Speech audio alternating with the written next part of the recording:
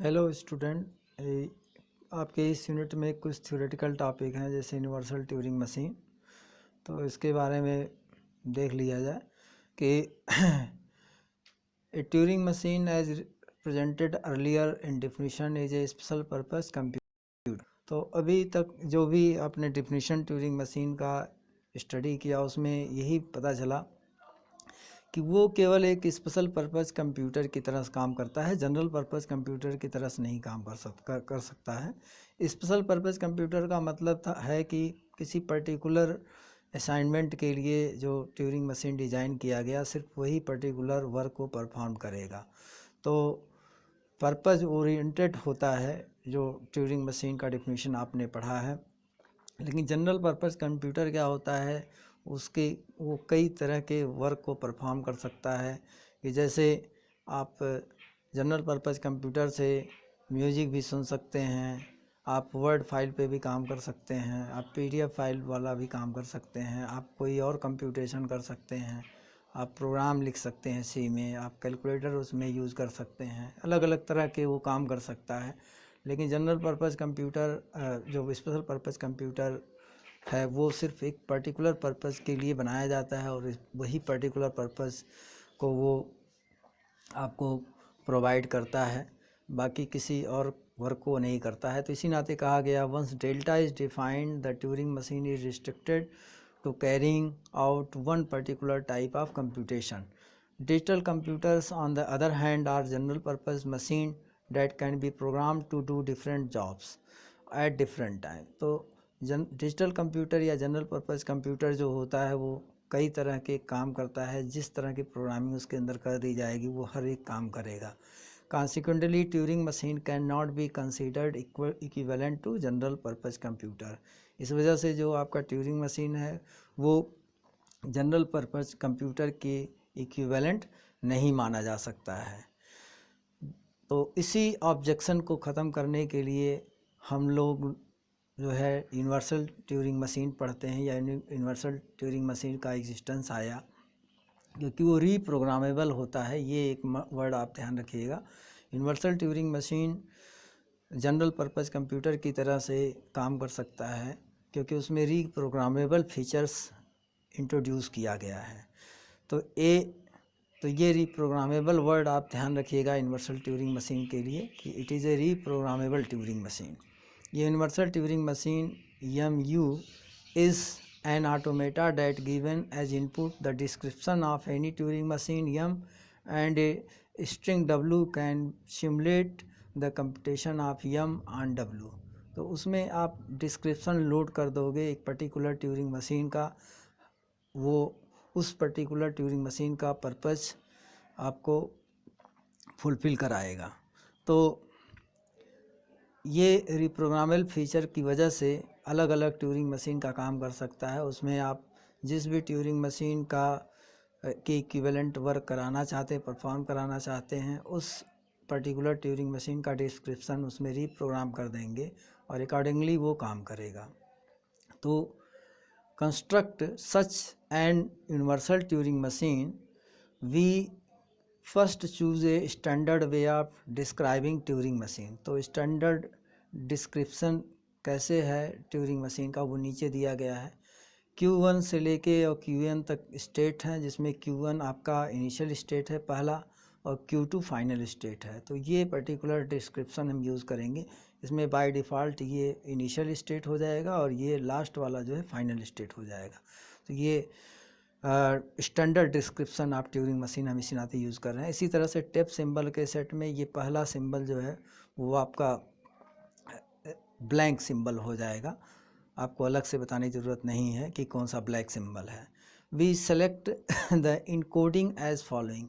इसके लिए हम इनकोडिंग कैसे करेंगे उसकी स्ट्रेटजी यहाँ पे दी गई है कि जैसे कोई आप ट्रांजिशन फंक्शन की लिखेंगे तो उसका एक कोड बनेगा इस फॉर्म का, कैसे बनता है और कुछ उसमें इनकोडिंग और की गई है। जैसे Q1 A1 1 कोड से, Q2 A2 11 कोड से, बाइनरी नंबर से मतलब उसको इनकोड कर देंगे। The symbol 0 between and so on, the symbol 0 between the ones. और जो भी कोड रहेगा उसके बीच में Q1A1 का कोड या Q2A2 का जो कोड रहेगा, जब Q1 का कोड आप लिख लेंगे तो उसके बाद 0 से उसको सेपरेट करेंगे, ये बात यहाँ पे लिखी गई है। अब जैसे वो चीज़ और क्लियर हो जाएगा, जैसे ये ट्रांजिशन फंक्शन है, इसका इक्विवेलेंट कोड क्या बनेगा, पहले हम Q1 का कोड लिखेंगे जो कि 1 है, फिर एक सेपरेशन 0 लगा देंगे, फिर आप A2 का कोड लिखोगे जो कि 1 है, फिर आप सेपरेशन 1 लगा दोगे, फिर आप चूँकि Q2 नेक्स्ट स्टेट है तो वो कोड लिखोगे, उसके बाद एक सेपरेशन 0 लगा दोगे, फिर A3 है, A3 का कोड 111 हो जाएगा, वो आप लिख दोगे। तो ये, और फिर उसके बाद L है, लेफ़्ट के लिए 1 यहाँ पे लिखा गया है देखिए, और राइट के लिए 111। तो एक चीज़ मैं करेक्ट कर दे रहा हूँ कि ये जो कोड इनकोडिंग की गई है स्टेट या सिंबल या लेफ़्ट राइट मूव, वो यूनरी नंबर सिस्टम में है, सिर्फ 1 को यूज़ करते हुए है, 0 नहीं यूज़ करेंगे। 0 स्पेशल पर्पज़ के लिए हम लोग यूज़ कर रहे हैं, 0 एज ए सेपरेटर यूज़ कर रहे हैं, तो बाइनरी नंबर नहीं ये सब है, ये आपका सब यूनरी नंबर है। 1 को यूज़ करते हुए कोड बनाना है। अब जैसे Q5 है तो Q5 का कोड 5 टाइम 1 हो जाएगा, Q10 है तो 10 टाइम हो जाएगा, A10 है तो 10 टाइम 1 हो जाएगा। तो इस तरह की कोडिंग करेंगे और इस फॉर्मेट में इस ट्रांजिशन फंक्शन का इक्विवेलेंट कोड आपको मिल गया। तो ये यूनिवर्सल ट्यूरिंग मशीन है। यूनिवर्सल ट्यूरिंग मशीन के स्टैंडर्ड डिस्क्रिप्शन के लिए सब बनाया गया है। स्टैंडर्ड डिस्क्रिप्शन में वो भी पार्ट था जो कैसे हम स्टेट को डिफ़ाइन करते हैं, कैसे टेप सिंबल को डिफ़ाइन करते हैं, और उसके हिसाब से हम फिर यहाँ पे उसकी कोडिंग इस यूनरी नंबर सिस्टम को यूज़ करते हुए हर एक ट्रांजिशन को लिख लेंगे। और फिर यहाँ पे देखिए लिखा है कुछ नोट्स पॉइंट का कि universal Turing machine MU then has an input alphabet that includes 0 1 and the structure of a multi-tape Turing machine as shown in following figure। अब इसके बाद आप मल्टी टेप ट्यूरिंग मशीन के बारे में पढ़ेंगे और यूनिवर्सल ट्यूरिंग मशीन का जो डिस्क्रिप्शन था यहाँ तक ख़त्म हो गया। अब यूनिवर्सल ट्यूरिंग मशीन के बारे में हम लोग यहाँ पे देखेंगे, जो कि एक यूनिवर्सल ट्यूरिंग मशीन का एक मल्टी टेप ट्यूरिंग मशीन, वो भी आप देख लें, नीचे है। तो यहाँ पे जो मल्टी टेप ट्यूरिंग मशीन है वो आपका यहाँ पे कहीं पे है, उसको पहले बता देते हैं। मल्टी टेप ट्यूरिंग मशीन, ये देखिए मल्टी टेप ट्यूरिंग मशीन। तो ऑफ ट्यूरिंग मशीन में कैटेगरी में 2 आते हैं, एक मल्टी टेप ट्यूरिंग मशीन और नॉन डिटरमिनिस्टिक ट्यूरिंग मशीन।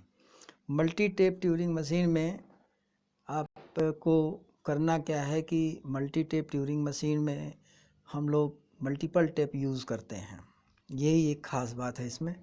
और देखिए the Turing machine we have introduce has a single tape. Delta QA is either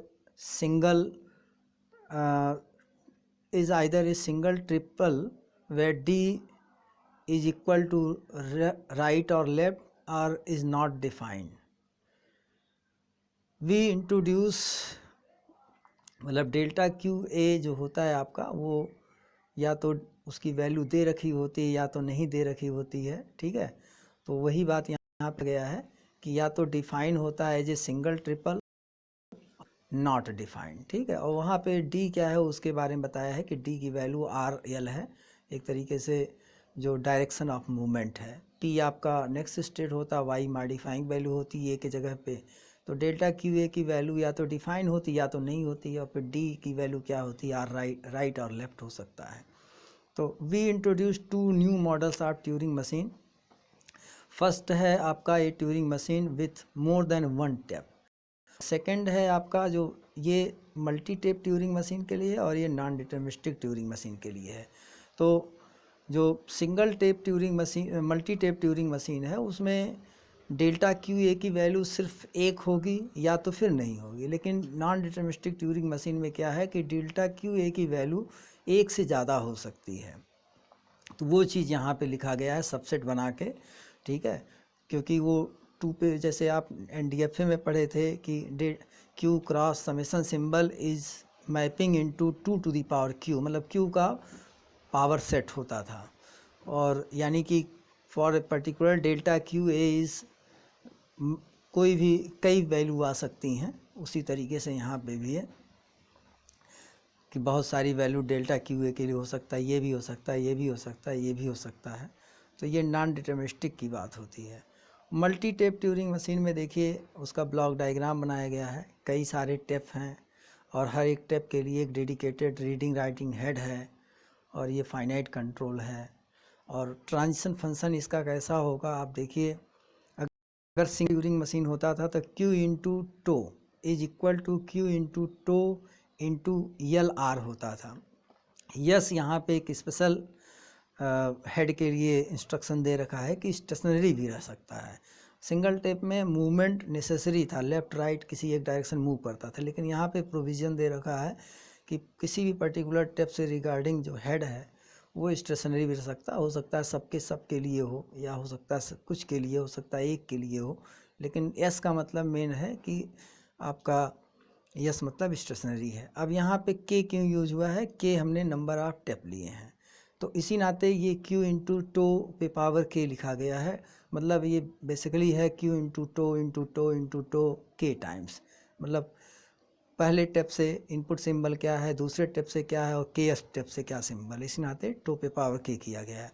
उसी तरीके से करस्पॉन्डिंग टेप से रिलेटेड जो करंट सेल है उसकी मॉडिफाइंग वैल्यू है, तो चूँकि के टेप लिए हैं तो के सेल के मॉडिफाइंग वैल्यू होगी, इस नाते tau into tau into tau into k times को टो पे पावर के रिप्रेजेंट कर दिया गया। ऐसे ही हर एक हेड के मूवमेंट का डायरेक्शन है, क्योंकि के हेड भी हैं तो के LR वैल्यूज़ के LRS वैल्यूज़ हैं, उसमें से इसमें से कोई एक वैल्यू होगा एट ए टाइम किसी पर्टिकुलर टेप के लिए। अलग अलग टेप के लिए अलग हो सकता है, लेकिन किसी पर्टिकुलर टेप के लिए एक पर्टिकुलर वैल्यूज़ होंगी, तो इसी नाते LRS पे पावर के लिखा गया है।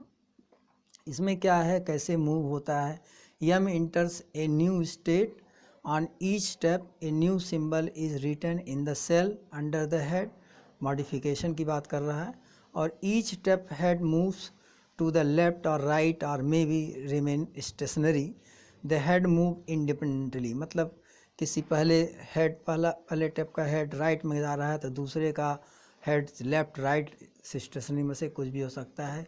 किसी भी हेड का मूवमेंट किसी दूसरे हेड के मूवमेंट को इफ़ेक्ट नहीं कर सकता है, इंडिपेंडेंट होता है। तो उसी बात के लिए यहाँ पे ये थर्ड पॉइंट लिखा गया है। नोट में कुछ पॉइंट है, देखिए the initial ID has the initial state Q0, the input string W in the first tape, पहले टेप के बारे में, एम्प्टी स्ट्रिंग ऑफ बीज in the remaining K-1 tape. तो पहले टेप में के लिए अगर है तो बाकी सब के लिए आपका ब्लैंक रहेगा टेप के अंदर कंटेंट, इसी बात को वो लिखा गया है। इम्पॉर्टेंट चीज़ क्या, accepting ID has state some strings in each of the k tapes, तो किसी जो भी कुछ ना कुछ सब टेप के अंदर स्ट्रिंग होंगी, और इनिशियल आईडी आपका फाइनल आईडी जो भी बनेगा वो फाइनल स्टेट में रह के ही बनेगा। यहाँ पे एक थ्योरम भी लिखा गया है, every language accepted by a multi tape Turing machine is acceptable by some single tape Turing machine, मतलब जो भी लैंग्वेज मल्टी टेप से एक्सेप्ट होगा वो उसके लिए कोई ना कोई सिंगल टेप ट्यूरिंग मशीन ज़रूर होगा जो कि उस लैंग्वेज को रिकॉग्नाइज करेगा। नॉन डिटरमिनिस्टिक हुआ है कि in the case of standard Turing machine delta Q a was defined as an element of, मतलब कोई एक सिंगल एलिमेंट हो सकता है, लेकिन जो आपका नॉन डिटरमिनिस्टिक ट्यूरिंग मशीन है वो इसका कोई एक सबसेट हो सकता है, जो Q into tau into LR लिखा गया है। मतलब एक तरीके से पावर सेट की बात जैसे आप लिखते थे कि Q into tau maps into 2 to the power Q into tau into LR, तो ये NFA में इसी तरह का चीज़ आप पढ़ चुके हैं, उसी तरीके का ये चीज़ है। तो इसमें से कोई सबसेट हो सकता है इसका आउटकम्स, मतलब एक से ज़्यादा आउटकम हो सकते हैं, सिंपल अगर लैंग्वेज में आप पढ़ें। डिफिनीशन में देखिए नॉन डिटरमिनिस्टिक ट्यूरिंग मशीन का उसी तरीके से है, 7 टपल डिफिनीशन ही है, बाकी जो मीनिंग है सबका वही है जो आज तक पढ़ते आए हैं, कोई डिफरेंट मीनिंग नहीं है। केवल ट्रांजिशन फंक्शन आप ध्यान रखिएगा, यहाँ पे लिखा है पावर सेट ऑफ, चाहे 2 टू द पावर करके लिख सकते हैं या फिर आप ऐसे ही power set of literature form में लिख सकते हैं। तो क्यू आपका सेट ऑफ इनिशियल स्टेट है, finite non empty set of state. टू टेप सिंबल का फाइनाइट नॉन एम्प्टी सेट है। बी ब्लैंक सिंबल है जो कि टो का ही एक सिंबल होगा। समेशन सिंबल इनपुट सिंबल है, मतलब जो लैंग्वेज जिस पे बेस्ड ऑन होता है। और we assume that blank symbol language के अंदर नहीं होता है, ये ध्यान रखने वाली बात है। कहीं पे भी हो, किसी भी ट्यूरिंग मशीन में हो, ब्लैंक स्पेशल सिंबल होता है जो लैंग्वेज का हिस्सा नहीं हो सकता है। Q0 इनिशियल स्टेट है। एफ फाइनल स्टेट का सेट है और वो Q का ही सबसेट होता है, कहीं अलग से स्टेट नहीं होता। ये शुरू से पढ़ते आ रहे हैं आप लोग। अब कुछ और भी चीज़ें हैं जो अभी पीछे था वो भी डिस्कस कर देते हैं। तो वेरिएंट्स ऑफ ट्यूरिंग मशीन हो गया आपका, यूनिवर्सल ट्यूरिंग मशीन हो गया। अब यहाँ पे एक इम्पॉर्टेंट टॉपिक है आपका church thesis. Church thesis simple है, मैं कई बार डिस्कस कर चुका हूँ कि सिंपल एक लाइन का स्टेटमेंट है कि जो कि यहाँ पे देखिए लिखा हुआ है कि no computational procedure will be considered as an algorithm unless it can be represented as a Turing machine. कोई भी प्रोसीजर एल्गोरिदम नहीं हो सकता है अनटिल अनलेस उसके लिए कोई ट्यूरिंग मशीन ना एग्जिस्ट करे। यानी कि हर एल्गोरिदम का इक्विवेलेंट, हर एल्गोरिदम को कंप्यूट करने के लिए कोई ना कोई ट्यूरिंग मशीन ज़रूर एग्जिस्ट करता है। लेकिन इसके बाद देखिए व्हाट फंक्शन कैन, जो डिस्क्रिप्शन है पूरा देख लेते हैं। What function can not be computed by Turing machine. ये क्वेश्चन एक राइज हुआ कि कोई ऐसा फंक्शन है जिसके लिए ट्यूरिंग मशीन एग्जिस्ट ना करता हो। तो this is very surprising. It is believed that there are no functions that can be defined by humans whose calculation can be described by any well-defined mathematical algorithm that people can be taught to perform that cannot be computed by Turing machine। मतलब ऐसा कोई भी computation नहीं है जिसके लिए, या mathematical function नहीं है जिसके लिए ट्यूरिंग मशीन ना एग्जिस्ट करता हो। अब ये थेसिस जो वर्ड लिखा गया है, इस नाते लिखा गया है, इसको चर्च थ्योरम क्यों नहीं कहा गया है, इसके पीछे सिंपल सा रीज़न है कि ये थ्योरम इस नाते नहीं बन पाया है क्योंकि मैथमेटिकल फंक्शन का क्यू जो है वो कभी ना ख़त्म होने वाला क्यू है। उसमें रोज़ कुछ ना कुछ मैथमेटिकल फंक्शन ऐड होते रहते हैं। इस नाते ये हर एक मैथमेटिकल फंक्शन के लिए ट्यूरिंग मशीन डिज़ाइन करके आप ये क्यू को ख़त्म कर सकें, ये इम्पॉसिबल है। इस वजह ये नहीं बन पाया। थ्योरम तभी किसी थेसिस को कहा जाता है जब वो हर एक प्रॉब्लम पे टेस्ट हो जाए।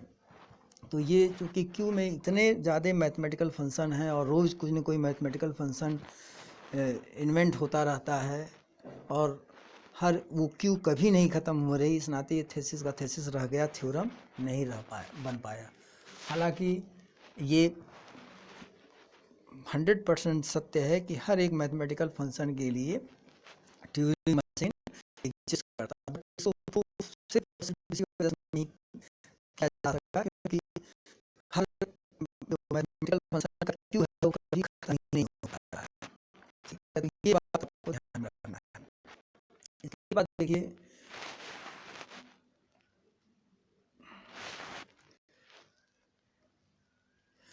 इसके बाद आपको देखना है इसमें कि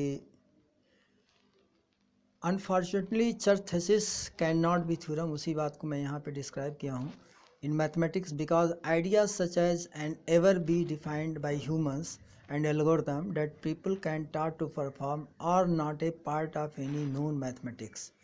तो एक तो मैथमेटिक्स का पार्ट नहीं और दूसरी बात है वो कभी ख़त्म ना होने वाला क्यों है। इसी को और भी टर्म में डिफाइन किया गया लैंग्वेज में, अदर्स वर्ड्स में। This thesis state that all possible models of computation if they are sufficiently broad must be equivalent. If it also implies that there is an inherent limitation in this and that there are functions that cannot be expressed in any way that given an explicit method for their computation. Sometimes it is also Church Turing thesis को Church Turing thesis भी कहते हैं. It provides a general principle for algorithm computation and while not provable gives strong evidence that no more powerful models can be found. तो Turing machine से ज़्यादा कोई powerful model है भी नहीं, ये भी एक बात बताई गई है. अब एक इम्पॉर्टेंट टॉपिक और भी है, बहुत ज़्यादा इम्पॉर्टेंट है कम्पिटिटिव पॉइंट ऑफ व्यू से, recursive and recursively enumerable language. तो रिकर्सिव और रिकर्सिवली इन्यूमरेबल लैंग्वेज वही है जिसको ट्यूरिंग मशीन रिकॉग्नाइज करता है. रिकर्सिव लैंग्वेज और रिकर्सिवली इन्यूमरेबल लैंग्वेज में एक ही डिफरेंस है कि रिकर्सिव लैंग्वेज के केस में ट्यूरिंग मशीन तो एग्जिस्ट करता ही है, साथ में मशीन हाल्ट भी करती है. लेकिन रिकर्सिवली इन्यूमरेबल लैंग्वेज में क्या है कि सिर्फ ट्यूरिंग मशीन एग्जिस्ट करता है, उसमें हाल्ट करने जैसा कंडीशन नहीं है. तो जो भी लैंग्वेज रिकॉग्नाइज करेगा वहाँ पे उसकी जनरल ये एक्सेप्टेंस मेथड बताया गया है कि W belongs to, for all W belongs to L from starting Q0 state W will be accepted and symptom is that it will reach into the final state where x1 x2 is left and right sequence of the strings to the current input symbol. और recursively enumerable language में आपका machine केवल recognise करता है, halt करने का उसमें condition नहीं है. A language L on summation symbol is set to be recursive if there exist a Turing machine M that accept L and halt. तो इसमें हाल्ट का भी एक एडिशनल कंडीशन आ गया. In other words a language is recursive if and only if there exist a membership algorithm for it. तो membership algorithm मतलब कि आपका लैंग्वेज का हिस्सा होने वाला कोई स्ट्रिंग पर्टिकुलर लैंग्वेज का पार्ट है कि नहीं पार्ट है, वही बात यहाँ पर कहा गया है. थ्योरम में यहाँ पे recursively enumerable language complement is not recursively enumerable language. ये क्लोजर प्रॉपर्टी ही जैसा है कि रिकर्सिवली इन्यूमरेबल लैंग्वेज का कॉम्प्लीमेंट रिकर्सिवली इन्यूमरेबल लैंग्वेज नहीं होता है. दूसरा थ्योरम इसी से रिलेटेड ही है. If A language L and its complement L bar are both recursively enumerable. अगर दोनों के दोनों लैंग्वेज और उसका कॉम्प्लीमेंट दोनों के दोनों रिकर्सिवली इन्यूमरेबल लैंग्वेज होंगे तो निश्चित तौर पे रिकर्सिव लैंग्वेज आपका recursively enumerable language recursive language होगा. क्योंकि अभी आगे देखेंगे एक डायग्राम बना हुआ है. Recursive language recursively enumerable language का ही सबसेट होता है. मतलब सभी के सभी recursively enumerable language recursive language नहीं हो सकते, लेकिन हर recursive language recursively enumerable language होता है क्योंकि वो हायरार्की में ऊपर है रिकर्सिव लैंग्वेज, या उस पर और भी कंडीशन लगाया गया है कि उसी तरह का सिचुएशन है कि हर रेक्टेंगल आपका जो है स्क्वायर नहीं हो सकता है, लेकिन हर स्क्वायर रेक्टेंगल होता है. उसी तरीके से ये भी कॉन्सेप्ट है. There exists a recursive enumerable language that is not recursive. That is the family of recursive language is a proper subset of the family of recursively enumerable language. वही बात यहाँ पे देखिए डायग्राम में बताया गया है कि रिकर्सिवली इन्यूमरेबल लैंग्वेज का ही सबसेट होता है रिकर्सिव लैंग्वेज. और रिकर्सिव तो यहाँ पे यही बात है कि रिकर्सिवली इन्यूमरेबल लैंग्वेज रिकर्सिव होता है. हर रिकर्सिव लैंग्वेज रिकर्सिवली इन्यूमरेबल होता है, लेकिन हर एक रिकर्सिवली इन्यूमरेबल लैंग्वेज रिकर्सिव हो ऐसा कोई ज़रूरी नहीं है. और यहाँ पे जब आप कोई भी स्ट्रिंग इनपुट करते हैं किसी ट्यूरिंग मशीन के तो उसके 4 आउटकम्स आते हैं. मशीन हाल्ट भी कर सकती है और मशीन एक्सेप्ट उस लैंग्वेज उस स्ट्रिंग को कर सकती है. मतलब एक्सेप्ट भी हो सकता है, हाल्ट भी हो सकता है. हाल्ट हो सकता है और रिजेक्ट भी हो सकता है स्ट्रिंग, मतलब मशीन हाल्ट कर जाएगी और स्ट्रिंग रिजेक्टेड हो जाएगी। मशीन कभी भी कर सकता है, मशीन क्रैश भी हो सकता है। तो 4 डिफरेंट आउटकम्स हैं किसी भी स्ट्रिंग को जब आप इनपुट करते हैं किसी ट्यूरिंग मशीन में। तो ये बहुत ही इम्पॉर्टेंट टॉपिक है, आपके यूनिवर्सिटी एग्ज़ाम में पूछा जाता है और कम्पिटिटिव पॉइंट ऑफ व्यू से भी इम्पॉर्टेंट है। We also know that the language accepted by Turing machine is known as recursively enumerable language, and the set of recursive language is subset of recursive enumerable language. The set of recursively enumerable language are precisely those language that can be listed. ये भी एक point ध्यान रखिएगा, क्योंकि enumeration का मतलब होता है लिस्ट करना, तो ये भी ध्यान रखिएगा पॉइंट।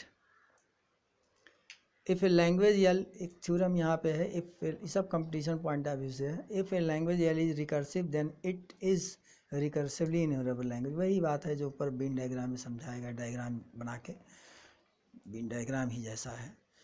और इसके बाद आपका एक टॉपिक और भी है, हाल्टिंग प्रॉब्लम के बारे में है। तो हाल्टिंग प्रॉब्लम बेसिकली यही है कि ये आप डिसाइड नहीं कर सकते हैं कि मशीन हाल्ट करेगी नहीं करेगी, ये अनडिसाइडेबल प्रॉब्लम है। The problem is given the description of A Turing machine and N input W does M when started in the initial configuration Q0W perform a computation that eventually halts. We ask whether M applied to W halts or does not halt.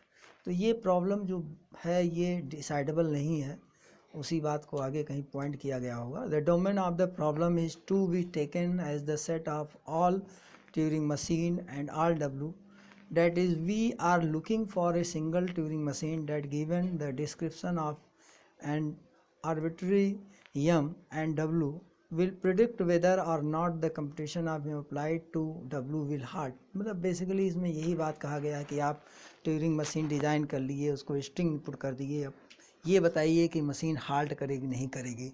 ये चीज़ बताना मुश्किल है, ये undecidable है। We can, तो उसी का answer यहाँ पे लिखा गया, we can not find the answer by simulating the action of M on W, say by performing it on a universal Turing machine, because there is no limit on the length of the computation. पता नहीं है कि कितना process, कितना move उसमें आएगा, इस नाते हाल्ट करना अनडिसाइडेबल है। हाल्ट के बारे में बताना कि हाल्ट करेगा नहीं करेगा, ये अनडिसाइडेबल है। If M enters N input infinite loop, उसी बात का यहाँ जिक्र किया गया है, then no matter how long we wait we can never be sure that M is in fact in a loop। अब ये भी आप नहीं बता सकते लूप में है कि नहीं, ये भी नहीं बता सकते। even that it have entered into infinite loop, it may simply be case of a very long computation। तो मशीन हाल्ट करेगी नहीं करेगी ये अनडिसाइडेबल है। इनफाइनाइट लूप में चला गया है और आपको पता भी नहीं कि इनफाइनाइट लूप में है कि नहीं है। हो सकता है लॉन्ग कंप्यूटेशन हो सकता है वो रियली में ऐसे लूप में चला गया हो जहाँ पे ख़त्म ना हो कभी। तो इस नाते डिसाइड करना मुश्किल। Halting problem is undecidable. If the halting problem were decidable, then every recursively enumerable language would be recursive. Consequently, the halting problem is undecidable। अगर ऐसा होता तो हर एक रिकर्सिवली इन्यूमरेबल लैंग्वेज रिकर्सिव हो जाता। रिकर्सिवली और रिकर्सिव लैंग्वेज इसी basis पे अलग अलग किए गए हैं कि एक जगह हाल्ट होने का निश्चित है और एक जगह हाल्ट होना डिसाइडेड ही नहीं है, हाल्ट ही नहीं करेगा। तो ट्यूरिंग मशीन एज, अब एक टॉपिक और है Turing machine as a computer integer function. तो इस पे हमने डिज़ाइन भी करवाया क्वेश्चन कि जहाँ पे मैथमेटिकल कंप्यूटेशन इंटीजर पे बेस्ड ऑन है, उसका कंप्यूटेशन अगर कर रहा है तो ट्यूरिंग मशीन कहा जाएगा Turing machine as a computer integer function. कि जैसे यही एक फंक्शन है जो कि आइडेंटिटी फंक्शन की तरह से है, ये आइडेंटिटी एलिमेंट आपको मिल रहा है।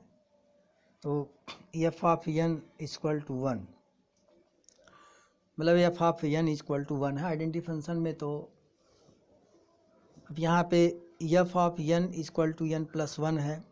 अब ये भी मतलब n इनपुट करेंगे और आपको n+1 रिजल्ट मिलेगा। यहाँ पे n इनपुट करेंगे 1 रिजल्ट मिलेगा। और F of m n is equal to M plus N है, तो मतलब यम यन इनपुट करेंगे तो यम उन दोनों इंटीजर को ऐड करके दे देगा। तो इस तरह के जितने भी कंप्यूटेशन इंटीजर पे बेस्ड आने हैं, एडिशन, मल्टीप्लिकेशन, डिवीजन, सब्सट्रैक्शन, या फिर आइडेंटिटी फंक्शन से रिलेटेड हो या कांस्टेंट फंक्शन से रिलेटेड हो, ये जैसे कांस्टेंट फंक्शन है जहाँ पे कांस्टेंट की वैल्यू 1 है, और F of n equal to n भी हो सकता है कि कुछ भी इनपुट करें वही आउटपुट आपको मिले। तो इस तरह के जितने भी फंक्शन होंगे वो एज ए वहाँ पे Turing machine as a integer function की तरह परफॉर्म कर रहा है। Last topic, second last topic है, अब इसके बाद एक और टॉपिक बचेगा, Post correspondence problem. Post correspondence problem में देखिए ये undecidability of the halting problem has many consequences of practical internet interest, particularly in the area of CFL। तो जो कॉन्टेक्स्ट फ्री लैंग्वेज है, क्योंकि हमारा ट्यूरिंग मशीन हर फॉर्मल लैंग्वेज को recognise करता है, लेकिन ये undecidability of the halting problem का जो मेन इंटरेस्ट है वो बेसिकली CFL के लिए है। अगर CFL ट्यूरिंग मशीन को इनपुट किया जाता है तो उसी के केस में है halting प्रॉब्लम वाली बात। But in many instances it is cumbersome to work with the halting problem directly, and it is convenient to establish some intermediate results that bridge the gap between the halting problem and the other problem। तो halting problem और कुछ और जो other problem हैं उनके बीच में बहुत सारे और भी प्रॉब्लम्स हैं, ठीक है। तो वो प्रॉब्लम्स को सिमुलेट करने के लिए सारी चीज़ें हैं, और these intermediate results follow the undecidability of the halting problem but are more closely related to the problem we want to study and therefore make the argument easier। One such intermediate result is the PCP, post correspondence problem। तो मतलब other problem और halting problem के बीच का एक result है, और other वो जो प्रॉब्लम है वो PCP है। तो PCP पोस्ट करेस्पॉन्डेंस प्रॉब्लम आपका halting प्रॉब्लम और भी जो अदर प्रॉब्लम है उनके बीच में ये PCP है, और ये ब्रिज की तरह से काम करता है। तो यहाँ पे PCP जो पोस्ट करेस्पॉन्डेंस प्रॉब्लम है उसमें देखिए आपको 2 सीक्वेंस दिए रहेंगे, और उस सीक्वेंस में 2 सेट दिए रहेंगे AB, और उसके अंदर कुछ V1 to WN, V1 to VN। और अगर आप कोई भी एक ऐसी स्ट्रिंग बनाइए जो कि WI से बने और उसको फिर VI से भी बना सकें, मतलब कुछ W's को लेकर बनाइए और वही सेम स्ट्रिंग आपकी V से भी बन सकें, लेकिन ये ध्यान देना है कि ये कंडीशन होल्ड होना चाहिए कि अगर पहले पे I सब्सक्रिप्ट वाला W आया तो यहाँ पे भी I सब्सक्रिप्ट वाला आएगा। अगर J सब्सक्रिप्ट वाला दूसरा है तो यहाँ पे भी J सब्सक्रिप्ट वाला आना चाहिए, और यहाँ K सब्सक्रिप्ट वाला है तो K सब्सक्रिप्ट वाला। तो ख़ास बात ये है कि जितने स्ट्रिंग्स इधर यूज हुए उतने ही स्ट्रिंग यहाँ पे भी, और ये सीक्वेंस आपको ध्यान देना है कि जो सब्सक्रिप्ट यहाँ पे यूज हुआ है और जिस सीक्वेंस में यूज हुआ उसी सीक्वेंस में वही सब्सक्रिप्ट इधर भी यूज होने चाहिए। अगर ऐसा है तो उस पोस्ट करेस्पॉन्डेंस प्रॉब्लम का सलूशन है, यानी कि PCS है, पोस्ट करेस्पॉन्डेंस सलूशन है। एग्जाम्पल में और भी क्लियर हो जाएगा। यहाँ पे देखिए जैसे एक एग्जाम्पल लिया गया है, एक सीक्वेंस A मान लीजिए ये है और ये B है, इसमें 3 स्ट्रिंग दे रखी हैं और इसमें भी 3 स्ट्रिंग दे रखी हैं। अब आपने एक स्ट्रिंग अपने से सेलेक्ट किया और उस स्ट्रिंग के लिए क्या PCS ये पोस्ट करेस्पॉन्डेंस प्रॉब्लम की तरह से है। अब देखिए एक स्ट्रिंग आपने लिया, क्या इसका PCS है, इस प्रॉब्लम का, इस सीक्वेंस का कोई सलूशन है कि नहीं है। तो आपने एक स्ट्रिंग लिया, अब आप देखिए इस स्ट्रिंग को अगर W1 W2 W3 आप बना सकते हैं, बन जाएगा ये, क्योंकि W1 डबल 1 है, फिर W2 है, फिर W3 है, और फॉर्चुनेटली देखिए ये V1 V2 V3 से भी बन जाएगा। अब आप देखिए 1 1 पहले आया, 2 2, उसके बाद 3 3, उसके बाद अब कोई ज़रूरी नहीं है कि 1 2 3 ऑर्डर में हो सकता है कोई स्ट्रिंग आप ले लें जिसमें सीक्वेंस हो 2 1 3, अब W से बन रहा हो, और फिर आपका 2 1 3 V2 V से भी बन जाए, तो वो पोस्ट करेस्पॉन्डेंस सोल्यूशन उसका एग्जिस्ट करेगा। यहाँ पे जैसे ये एक क्वेश्चन लिया गया है कि यहाँ पे एक सेट A है और एक सेट B है, तो इसका PCS सोल्यूशन नहीं एग्जिस्ट कर रहा है, क्योंकि जितने भी स्ट्रिंग्स आप इनसे W से V से फॉर्म करोगे, अगर W से फॉर्म कर रहे होगे तो V1 से उस कंडीशन V से नहीं बन पाएगा, अगर V से फॉर्म कर रहे हो तो W से नहीं बन पा रहा है, इस नाते कोई सोल्यूशन नहीं है। हालांकि ये इनफाइनाइट टाइम टास्क है, क्योंकि बहुत सारे स्ट्रिंग्स बनाएंगे आप और उस पर चेक करना रहेगा, तो वो इम्पॉसिबल है, लेकिन है नहीं इसके लिए सोल्यूशन कुछ। और उसके बाद मॉडिफाइड पोस्ट करेस्पॉन्डेंस प्रॉब्लम है, तो मॉडिफाइड को पोस्ट करेस्पॉन्डेंस प्रॉब्लम में केवल PCP से एक ही अंतर है कि जो भी आप W या V1 इधर लेंगे, W's और V's, उसका पहला करेक्टर, पहला जो स्ट्रिंग है वो 1 सबस्क्रिप्ट वाला होना चाहिए, यानी कि पहला जो सीक्वेंस दिया गया वो दोनों तरफ यूज़ करना कंपलसरी है। वहाँ आप क्या था, कहीं से भी शुरू कर सकते हैं, IJK करके था, कोई वैल्यू I की हो सकती है, लेकिन यहाँ पे I की वैल्यू 1 रिस्ट्रिक्ट कर दी गई है, बाकी वैसे ही आप फॉर्म करेंगे स्ट्रिंग। और इसके लिए एग्जाम्पल आप वही यही वाला एग्जाम्पल समझा दीजिए, क्योंकि इसमें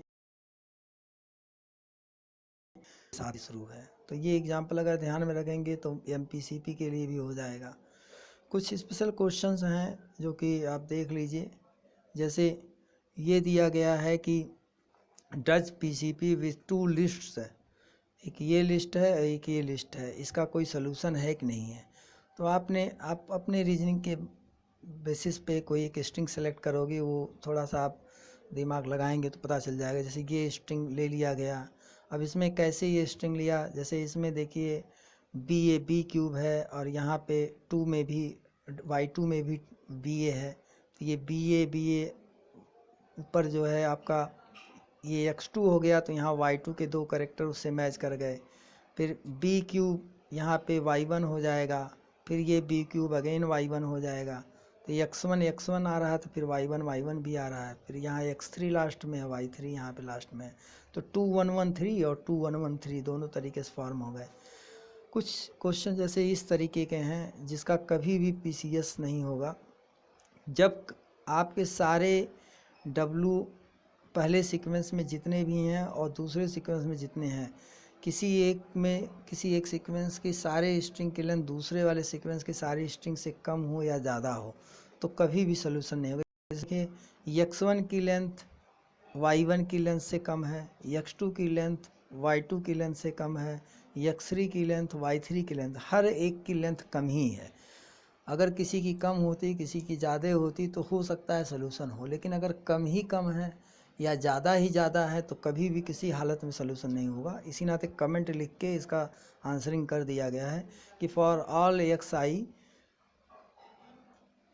is length of XI is smaller than YI. For all I, XI length of XI is smaller than VI, so YI, so no solution. Final topic आपका 5th यूनिट का है introduction to recursive function theory.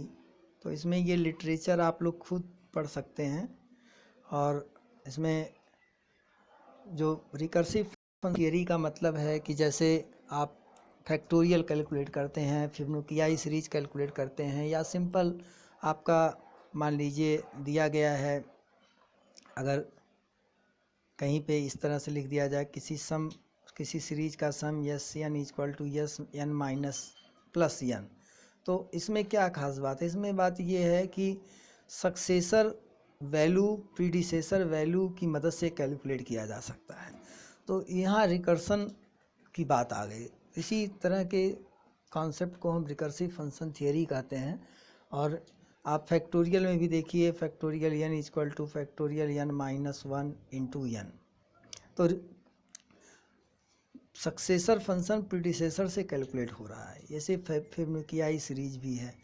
तो अगर जहाँ पे भी इस तरह का कॉन्सेप्ट आता है उसको रिकर्सिव फंक्शन थियरी कहते हैं। We know that the class of Turing machine computable functions and recursive functions are equivalent. That is, recursive function is also of functions.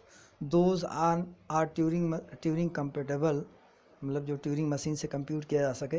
Recursion function theory begins with some very elementary function, then it provides a few methods for building more complicated functions from simpler functions.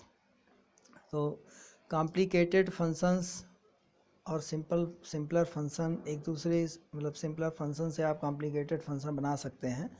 कि जैसे अभी आप देखें कि अगर कोई series दी गई हो कि आपका सीरीज में कैलकुलेशन इस तरह का हो कि एन इक्वल टू, मान लीजिए जैसे दिया गया है एन माइनस 1 प्लस 3. तो यहाँ पे आप इसका अगर सीरीज बनाएं तो जनरल सीरीज बनाएं तो वो सिंपलर सीरीज होगी. और ये जो फंक्शन बना हुआ है ये आपका कॉम्प्लिकेटेड एक तरीके से कहा जाएगा. आगे एग्जाम्पल में भी होगा, अभी हम बताएंगे. तो यहाँ पे a function is known as recursive function if it can be obtained from the initial functions. तो वही इनिशियल फंक्शन जैसे आपका ऊपर क्वेश्चन दिया गया था, ये एग्जांपल अभी समझाएं, (-1 + n). तो यहाँ पे इसकी वैल्यू आपको दी रही होगी, इसके लिए कुछ वैल्यू दी होगी, तभी आप कंप्यूट कर पाएंगे. कि जैसे S0 की वैल्यू आपको पहले से दी होगी, जो इनिशियल वैल्यू कहलाएगी या इनिशियल कंडीशन कहलाएगी. S0 जब तक नहीं दिया रहेगा तब तक आप S1 नहीं कैलकुलेट कर पाएंगे. S1 = S0 + 1 होगा. तो यहाँ पे S0 की वैल्यू इनिशियल कंडीशन अगर दी रही होगी तभी आप कैलकुलेट कर पाएंगे. इसी पॉइंट को यहाँ पे दिया गया है. फैक्टोरियल में जैसे देखिए फैक्टोरियल 0 की वैल्यू 1 दे रखी होती है, तभी आप फैक्टोरियल 1 कैलकुलेट कर पाते हैं. या फिर में क्या ही सीरीज में है तो शुरू के 2 इनिशियल वैल्यूज़ दे रखे होते हैं, तब आप आगे की वैल्यू कैलकुलेट कर पाते हो. तो इसी तरह वो जो शुरू में दिए होते हैं उसी को इनिशियल कंडीशन या इनिशियल वैल्यूज़ कहते हैं. तो यहाँ पे a function is known as recursive function if it can be obtained from the initial functions by a finite number of application of recursion, composition and minimization. तो यहाँ पे उसी बारे में बताया गया है कि इनिशियल फंक्शन क्या है. The initial function are elementary function whose values are independent of the smaller argument. अब जैसे मतलब फैक्टोरियल n की वैल्यू कैलकुलेट करनी है तो आप n इंटू n-1, फिर n-1 की फैक्टोरियल n-1, फिर फैक्टोरियल n-1 की वैल्यू कैलकुलेट करेंगे तो n-1 इंटू फैक्टोरियल n-2, ऐसे सो ऑन करते हुए आप फैक्टोरियल 1 पे पहुंचेंगे. तो फैक्टोरियल 1 = 1 इंटू फैक्टोरियल 0. अब फैक्टोरियल 0 की वैल्यू जो है उसके स्मॉलर आर्गूमेंट पे डिपेंड नहीं करता है, क्योंकि फैक्टोरियल 0 की वैल्यू आपको दे रखी होती है, डैट इज़ 1. फैक्टोरियल 0 की वैल्यू लोअर आर्गूमेंट पे नहीं डिपेंड करता है या स्मॉलर आर्गूमेंट पे. जैसे फैक्टोरियल n की value factorial n-1 lower argument पे डिपेंड कर रहा है, लेकिन इनिशियल जो वैल्यूज़ होते हैं उसके लिए कोई डिपेंडेंसी स्मॉलर आर्गूमेंट पे नहीं होता, क्योंकि फैक्टोरियल 0 से नीचे कुछ रहेगा ही नहीं, निगेटिव में उसका होता ही नहीं है फैक्टोरियल का कैलकुलेशन. तो यहाँ पे जैसे 0 फंक्शन उसको कहते हैं जिसमें कुछ भी इनपुट करिए 0 मिले. सक्सेसर फंक्शन की तरह से ये है, n = n+1 दे रखा है. तो यहाँ पे आप सीरीज बना सकते हैं कि n = Sn-1 की तरह से बना सकते हैं अगर इस तरह की वैल्यूज़ दे रखी हैं. आइडेंटिटी फंक्शन इसको कहते हैं कि कुछ भी इनपुट करो और वही आउटपुट मिल जाए आपको. कांस्टेंट फंक्शन आप in = k होता है. फिर उसके बाद we can build more complex function from the initial by using following methods. तो एक कंपोजिशन है, कंपोजिशन का जिक्र यहाँ पे ऊपर हुआ था अभी. कंपोजिशन मतलब देखिए ये दो फंक्शन को कंबाइन करके बनाया गया है. जैसे f(x, y) = x + y लिखा गया है, तो F of X Y equal to एक तरीके से F of X plus F Y है, where F of X equal to X और F of Y equal to F Y है। X comma Y equal to आपका F X plus F Y है, जहाँ पे एफ एक्स की value X है और एफ वाई की वैल्यू वाई है। तो दो फंक्शन को कंबाइन करके बनाया गया है। प्रिमिटिव रिकर्सन क्या है? प्रिमिटिव रिकर्सन में यहाँ पे देखिए, primitive recursion is method of defining new function from old function, मतलब ओल्ड फंक्शन से न्यू फंक्शन डिजाइन करने का ये मेथड है प्रिमिटिव रिकर्सन। तो F of m n equal to m plus n दिया गया है, जहाँ पे f of m comma zero की वैल्यू एम है। तो F of m comma n plus one आपको बनाना है, तो इसी को यूज़ करते हुए आप बना सकते हैं f of m n comma plus one, क्योंकि एफ ऑफ एम एन, क्योंकि इसको देखो एक तरीके से m plus n plus one आएगा। अब एम प्लस एन जो है एफ ऑफ एम एन के बराबर हो जाएगा, ठीक है। तो F of m n plus one इसी नाते लिखा गया है। तो ये आपका देखिए एक तरीके से S of f of m n के बराबर हो गया। तो फॉर एग्ज़ाम्पल यहाँ पे एग्जाम्पल दिया गया है, आप इसकी मदद से समझ सकते हैं। तो इस तरीके से 5th यूनिट का कंटेंट आपका ख़त्म हुआ और